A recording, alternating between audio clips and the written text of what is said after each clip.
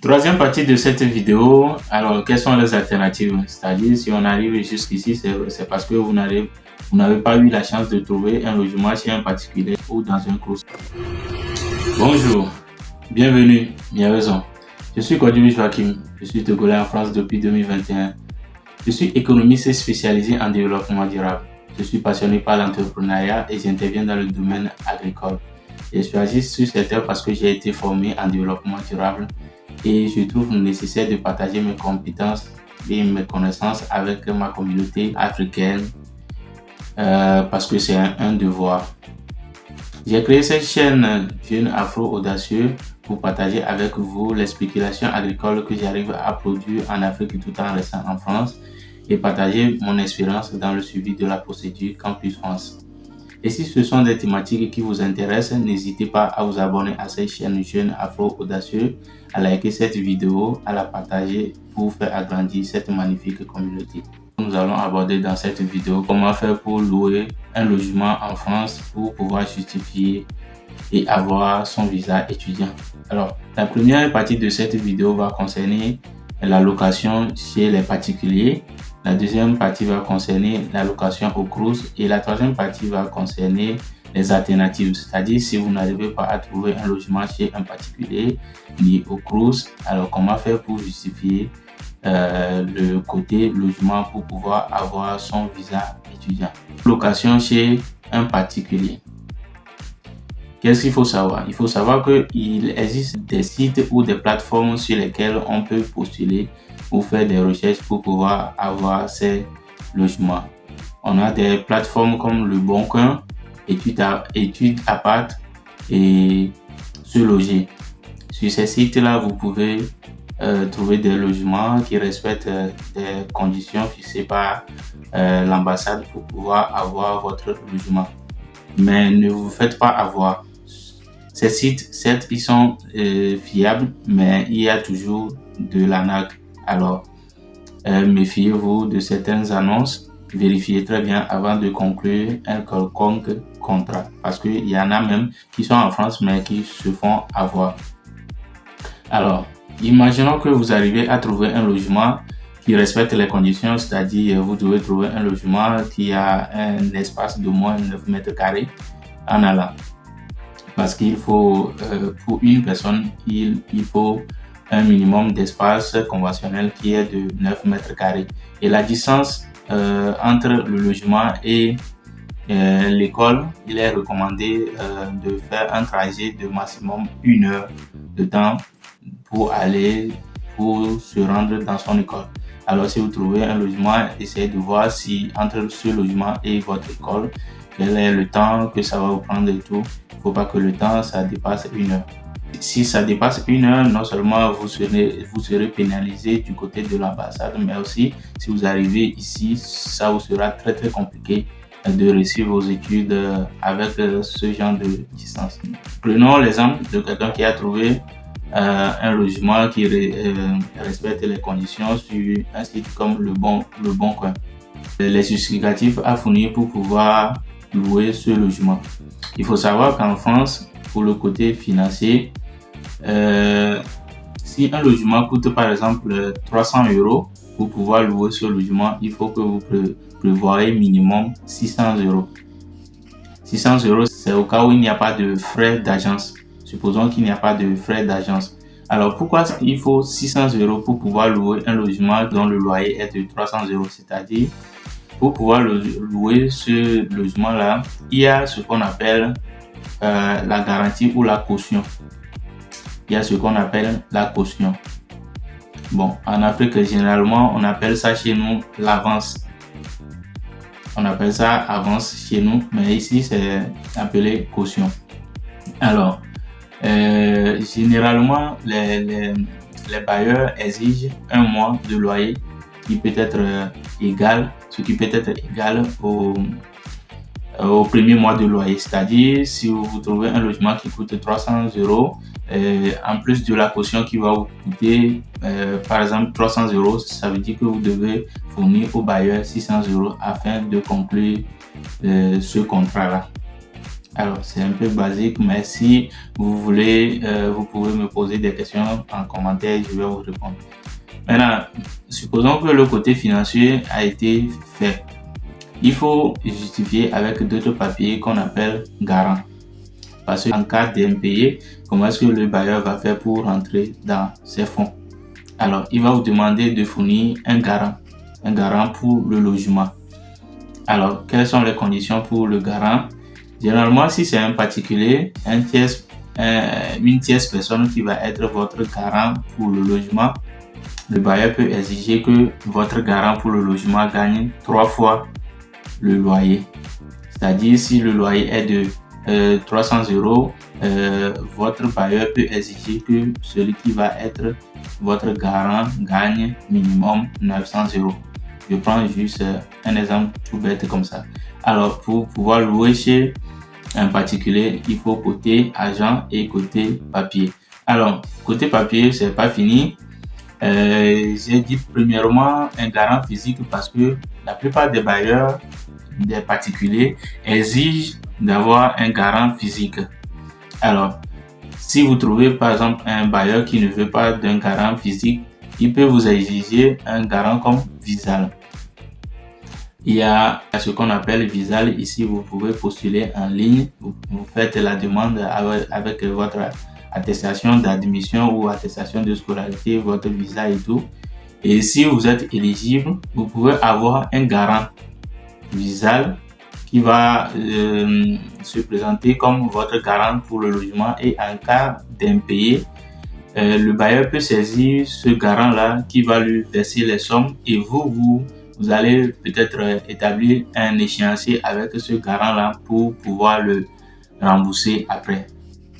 Deuxième partie, comment faire pour louer au Crous? Je sais que la majeure partie des étudiants préfèrent louer au Crous. Alors, sur quel site faire sa réservation de logement au Crous? Il s'agit du site messervicesétudiants.fr. Vous tapez mes services étudiants dans la barre de recherche Google et vous créez votre compte. Vous créez votre compte, vous allez filtrer, c'est-à-dire vous filtrez sur la ville dans laquelle vous avez eu votre admission et vous faites vos recherches. Alors, ce qu'il faut savoir, c'est que là-bas, la concurrence est très rude. La concurrence est très rude parce qu'il y a beaucoup de postulants, il y a beaucoup de demandes, mais il y a peu de logements. Alors, n'y allez pas juste une fois par jour et tout. Non, mais restez constant, faites la recherche, ne vous lâchez pas. Il faut être courageux pour pouvoir trouver un logement au Crous. Les demandes de logement se font généralement en juillet. Alors, supposons que vous avez trouvé un logement sur le site du Crous ou sur le site de mes services étudiants. Comment est-ce que vous pouvez faire pour pouvoir réserver ce logement? Bon, supposons que vous avez déjà cliqué sur le bouton de réservation, et qu'est-ce qu'il faut faire après? Généralement, le Crous demande 100 €, une somme de 100 € que vous devez verser déjà dès la réservation de ce logement sur le site. Vous devez verser cette somme-là au plus 72 heures, si j'ai bonne mémoire, vous devez verser cette somme-là. Et cette somme peut varier d'un Crous à un autre.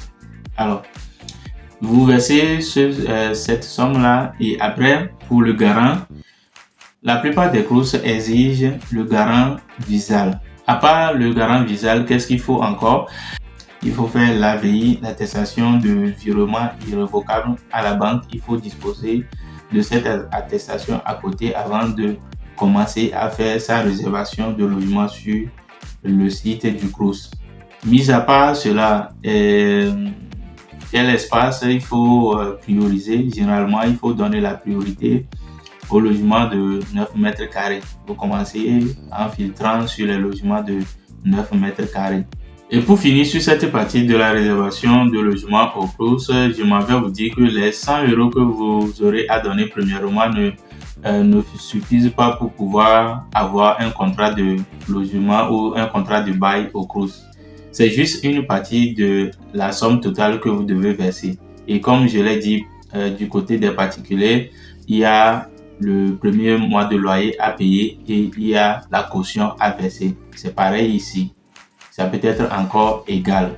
Du coup, les 100 € versés premièrement, c'est juste pour montrer que vraiment vous êtes déterminé pour pouvoir aller au bout de la finalisation de ce contrat de bail. Troisième partie de cette vidéo, alors quelles sont les alternatives? C'est-à-dire si on arrive jusqu'ici, c'est parce que vous n'avez pas eu la chance de trouver un logement chez un particulier ou dans un CROUS. Alors, vous pouvez faire la réservation d'hôtel pour pouvoir justifier votre logement, le côté logement pour pouvoir avoir le visa. Alors, sur quel site vous pouvez faire votre réservation d'hôtel? Vous pouvez aller sur hotel.com ou booking.com. Si vous allez sur ces sites-là, vous pouvez faire la réservation d'hôtel. Vous payez et vous avez votre réservation. Voilà, vous pouvez réserver pour 1 mois ou 2 mois. Et si par la grâce de Dieu vous arrivez et que vous trouvez un logement au CROUS ou au particulier, après vous pouvez quitter cet hôtel-là pour pouvoir minimiser les coûts. Alors ça c'est la première alternative. Deuxième alternative, vous pouvez trouver une attestation d'hébergement chez une tierce personne. Si vous avez une connaissance ici, un membre de famille ou un ami, vous pouvez le solliciter. S'il remplit les conditions, il peut vous faire une attestation d'hébergement. Alors, avant que vous ne me posiez la question de savoir si un étudiant pourrait faire une attestation d'hébergement, oui, je m'en vais vous dire que c'est tout à fait possible. Un étudiant peut vous faire une attestation d'hébergement et ça va passer et vous allez avoir le visa. Mais quelles sont les conditions à remplir? Pour son espace, comme je l'ai mentionné en début de cette vidéo, conventionnellement, il faut que pour une personne, la personne puisse disposer de 9 mètres carrés. Alors, si la personne va vous faire une attestation d'hébergement, il faut que si vous serez 2 personnes dans le logement soit minimum 18 mètres carrés et éventuellement s'il avait déjà une personne avec lui, il faudrait que ça augmente. Voilà. En fonction du nombre de personnes, s'il y aura 3 personnes dans le logement, il faut que ce soit 27 mètres carrés. Voilà, ainsi de suite. Si une personne va vous faire une attestation d'hébergement, il faut que la personne fournisse son contrat de bail, ses avis d'échéance, ses factures d'eau et d'électricité, etc. Voilà. Et aussi éventuellement ses pièces d'identité, son titre de séjour ou son visa. Alors les amis, nous sommes presque à la fin de cette vidéo. J'aurais aimé vous dire la somme qu'il faut pour pouvoir louer en France, mais malheureusement cette somme elle varie d'une ville à une autre. Il y a la somme qu'il faut dans les grandes villes et celle qu'il faut dans les petites villes et tout. Je risque de vous induire en erreur si je vous dis que voilà, il faut juste 300 € ou 400 balles pour pouvoir trouver un logement en France. Alors ça varie, même vous pouvez trouver dans une grande ville un logement qui va vous coûter moins que ce qui se dit généralement sur les sites. Alors, bonne chance à vous, bon courage pour la recherche de vos logements et je vais vous attendre dans la barre de commentaires pour répondre à vos questions et je vous dis de partager cette vidéo, n'hésitez pas à la liker et à vous abonner à cette chaîne pour pouvoir faire agrandir cette magnifique communauté que nous essayons de construire. Alors, on se dit à très bientôt. Ciao, que Dieu donne à tout le monde.